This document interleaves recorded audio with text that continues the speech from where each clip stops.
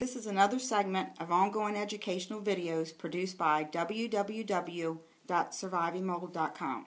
Richie C. Shoemaker, MD, will discuss diagnosis of a chronic inflammatory response syndrome caused by exposure to the interior environment of water-damaged buildings. Good morning. The question of how do I diagnose inflammatory response syndrome is one of the most common ones we receive at Surviving Mold. The process that we use is one that has been peer-reviewed and published and has been used by government agencies since the USGAO report was published in 2008. The most important initial element is confirming that the building that we worry about is indeed water damaged.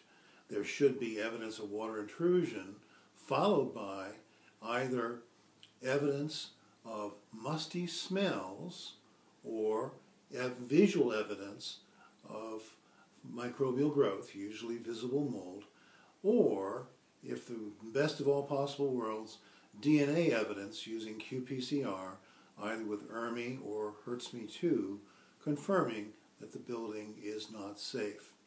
If there is a person exposed who develops a multiple system, multiple symptom illness, that is the next requirement. Simply being short of breath or having a cough or a headache will not be adequate to meet the criteria established in peer-reviewed published literature.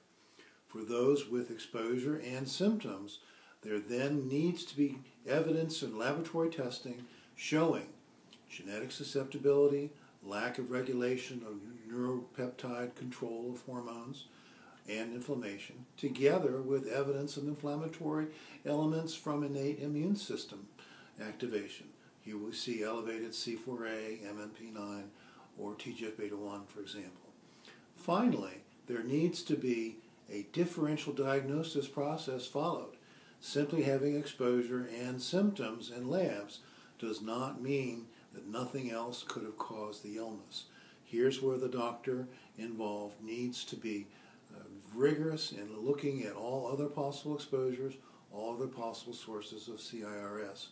If none others are found, then treatment, according to established, again, peer-reviewed protocol, should follow.